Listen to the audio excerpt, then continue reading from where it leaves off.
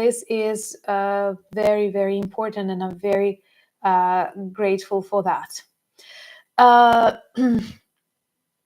So what we also observe is like time is on Ukraine's side. Thank you so much, Johnny. But it's also difficult because we constantly live with strikes, with destructions, with people on the front lines, with electricity outages. And well, we realize that it's difficult, but we also realize that we don't want to pass on this war to the future generations of people. Because once again, it's not a coup, it's not something inspired by aliens. It is a 300 years war with a very evil empire that is totally dependent on Ukraine, constantly wants us back.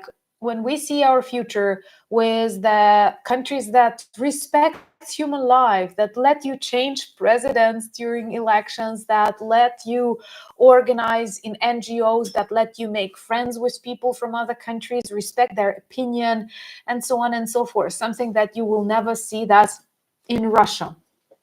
So this loss of control in Syria is a great victory. Once again, I'm not concentrating on people who are the rebels fighting against Assad, because I understand it's a mixture of very different groups.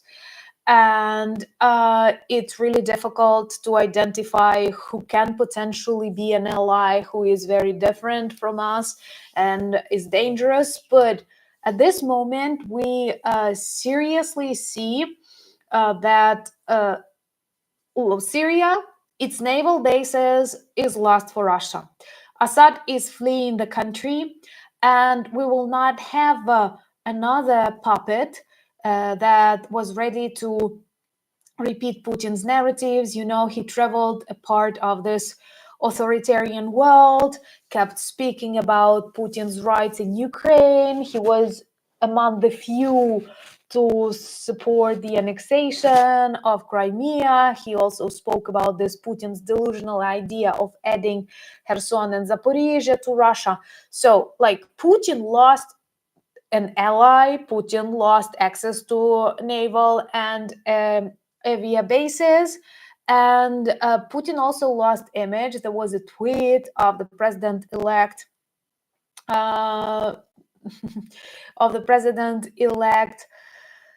Trump that where he spoke about Syria and Russia's retreat from it. We can like decode it differently, but the whole world sees. And for Putin to illustrate his machismo, he definitely needed to keep Syria on its orbit. So this is important that they have already lost this part of influence. So then the next country that demonstrated its strong stance against Russian interference is Romania. I know I have friends in Romania, and I was worried because this is a very clear illustration of how Russia works. When you have unknown candidates appearing on your elections and getting like the best numbers. And I watched some videos of the pro-Russian candidate, which is a combination of insane like conspiracy theories, of very absurd things with classical music on the background. And TikTok, by the way, is a dangerous place. And oh, greetings to Romania. Those who watch us in this beautiful country, I dream to visit Romania. I do have some stereotypes like mountains and vampires and wine, but these are good stereotypes for me because I love mountains, vampires, and wine. So, yeah, I love it. I will quote Pasi, who says, really bad week for Putin. And I wish all the next weeks to be very, very, very bad for Putin, because honestly, he deserved that. Yeah, you might have noticed, I never invite you to TikTok, and I don't advise you, because the algorithms honestly are not transparent. It was really interesting to learn that some of the accounts that actually worked for the support of the pro-Russian candidate for the president of Romania were created before the TikTok was launched, which is another proof how closely Russia cooperates with China, the developer of TikTok, and how everything is interconnected. And they crack these algorithms. They find people who lack global knowledge, because when I listen to these videos, when I listen this kind of BS that Russia spreads via such people, such candidates, it's really difficult for me to imagine that someone can believe that.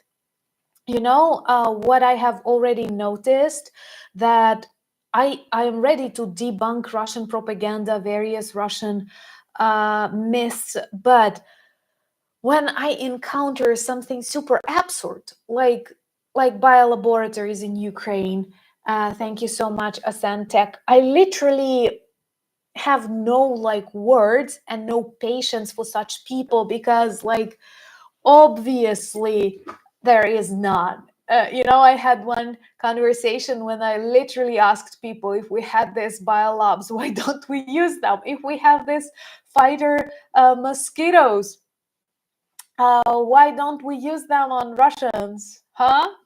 Um, Thank you so much. And I see Spencer, Rudy, and Martin, and Philip doing so many good things in the comments. And Michael, thank you so much.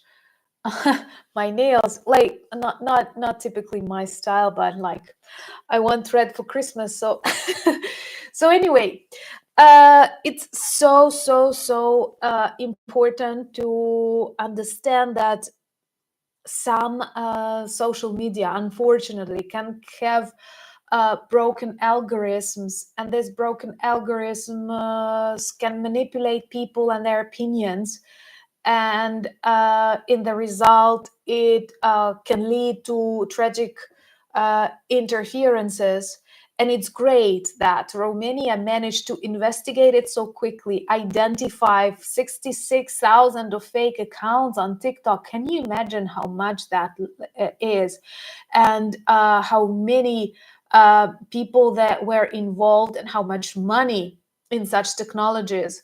And another reason, I'm sure that some of these candidates, some of the representatives of this Russia-funded hijacking parties, they actually escaped Romania. And some people will say a coup, and it once again reminds me of Russia created president of Ukraine, Yanukovych, who fled our country very quickly, and he could actually continue working. He could listen to the people, negotiate something. But what he did, he stole. Guys, don't forget about that. He stole Ukrainian national treasury. They were carrying suitcases full of that, and he fled to Russia.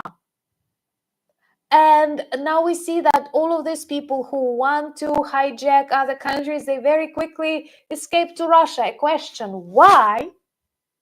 Because they like Russian climate, Russian bears, Russian vodka, Russian life standards? I doubt. Because their masters are in Russia. Because they were working for this country and they failed. If you look